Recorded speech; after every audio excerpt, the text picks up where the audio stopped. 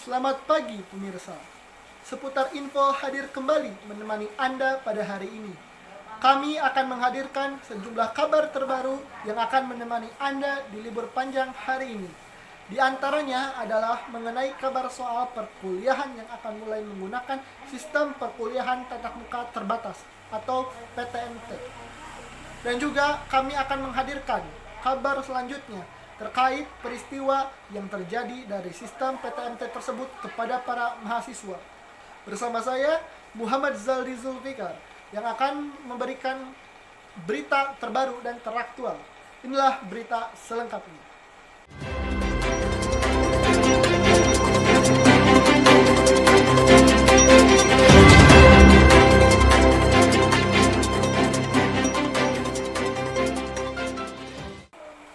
Kita ke kabar yang pertama pemirsa. Setelah hampir 2 tahun pandemi COVID-19 membuat kita harus mampu beradaptasi dengan pola kehidupan yang baru, termasuk ke dalam kegiatan pembelajaran. Dan kini, pada awal tahun 2022, pemerintah memulai babak baru, yaitu mengizinkan perkuliahan tatap muka penuh alias 100%. Ingat pandemi yang semakin membaik, kini pemerintah memberikan keputusan untuk para mahasiswa melakukan kegiatan perkuliahan tatap muka secara tatap muka. Namun, kini kembali lagi kepada kebijakan dari internal kampus yang bersangkutan. Contohnya, seperti di lingkungan kampus Universitas Islam Negeri Sunan Gunung Jati Bandung yang masih menerapkan sistem PTMT. PTMT ini dilakukan dengan tetap menjalankan protokol kesehatan yang sudah ditetapkan. PTMT dilaksanakan oleh beberapa pertimbangan. Salah satunya karena pembelajaran sudah terlanjur menggunakan media daring. Sehingga jika dilaksanakan tiba-tiba secara tatap muka, ini akan mengganggu keefektifan dalam pembelajaran. Dan ternyata sistem PTMT ini masih diberlakukan juga oleh sebagian universitas di Indonesia. Salah satunya Universitas Islam Negeri Sunan Gunung Jati Bandung. Akan tetapi, di Universitas Islam Negeri Sunan Gunung Jati Bandung ini menerapkan PTMT sebanyak 50% dari jumlah mahasiswa di tiap kelas. Namun, semua kelas memenuhi kuota yang ditetapkan karena PTMT ini juga berdasarkan persetujuan dari orang tua dan mahasiswa. Seperti yang dikatakan oleh narasumber yang tim kami jumpai mengenai alasan kenapa dirinya memilih untuk melaksanakan PTMT ini. Baik, silahkan kepada Saudari Ranti Arminda untuk laporannya. Oke, jadi teman-teman, Kavio ini lebih enak dan lebih bisa untuk menjalankan perkuliahan secara offline ataupun secara tatap muka. Nih, ada lagi pertanyaannya, alasan memilih perkuliahan offline. Ya itu sih karena kan Karawang Bandung juga dekat kan ya, nggak terlalu jauh, itu cuma makan waktu 3 jam aja. Nah jadi kayak kalau bisa offline kenapa enggak gitu, jadi akhirnya coba aja ikut offline. Oke, di sini ada alasan pendukung lain yang membuat Kavio ini lebih memilih perkuliahan offline. Ada nggak? Nih.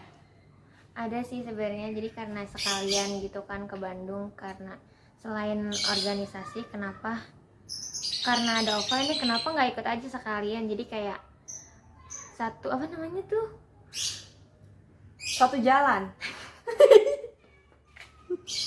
Oke, jadi teman-teman, Kavio ini lebih enak dan lebih bisa untuk menjalankan perkuliahan secara offline ataupun secara tatap muka.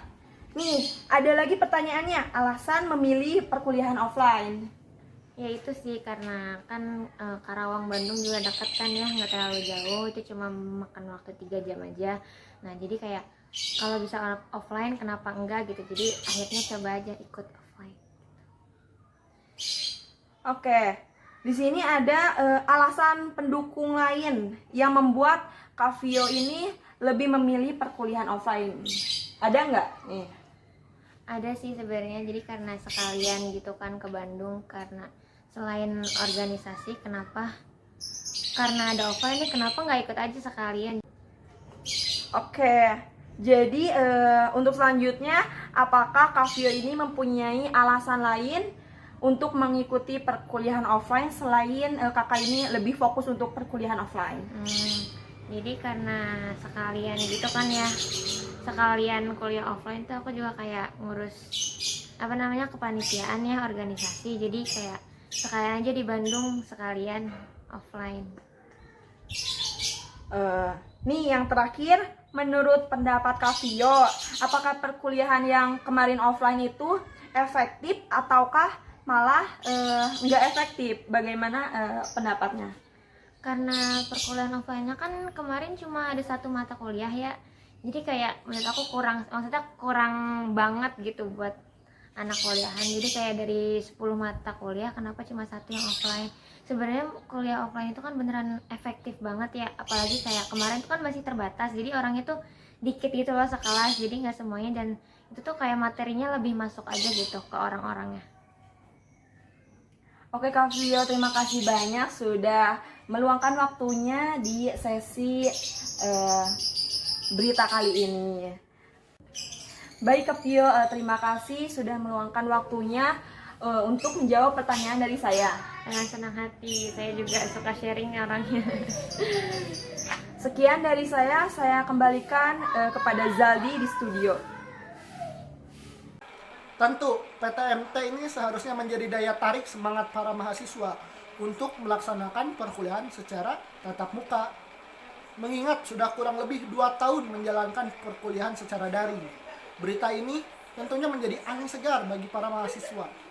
Walaupun dikatakan begitu tentunya, pasti ada pro kontra dari setiap mahasiswa yang memilih kegiatan perkuliahan secara daring maupun secara tatap muka.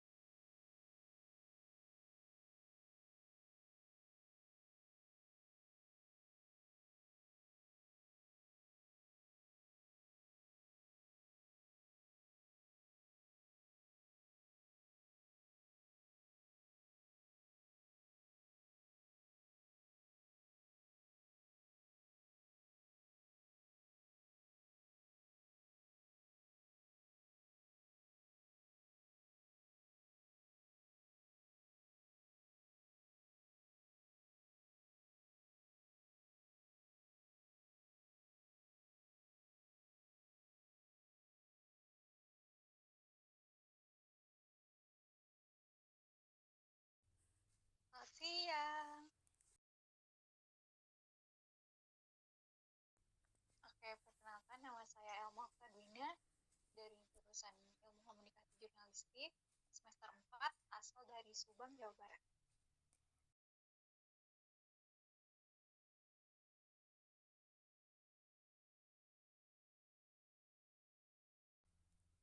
Mungkin sebenarnya sudah bagus ya karena dari sejak 2 tahun yang lalu mungkin udah kuliah online terus dan apa ya, ya udah ada perkembangan gitu karena kasus COVID-nya udah mulai turun. Jadi ya udah bagus gitu menyelenggarakan perkuliahan secara tatap muka walau emang belum semuanya tatap muka gitu.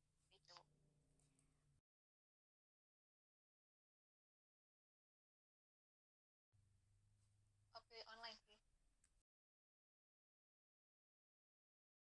Alasannya karena waktu kemarin kan itu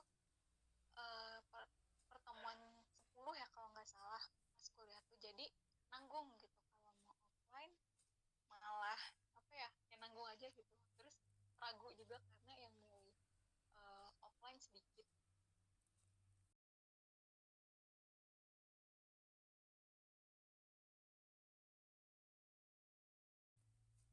Sebenarnya kalau efektif atau enggak kembali lagi ke diri kita masing-masing, karena uh, menurut saya perkuliahan ini udah apa ya, dari dosen sudah menyelenggarakan, sudah memenuhi gitu kewajiban akademiknya gitu dari dosen.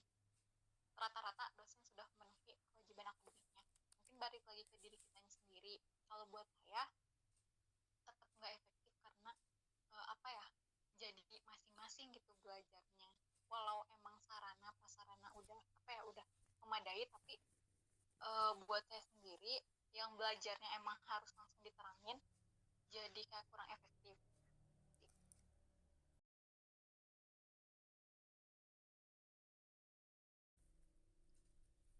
Perkuliahannya ya harus apa ya, harus udah mulai normal lagi sih di semester depan tentunya, karena udah terlalu lama gitu kuliah online terus.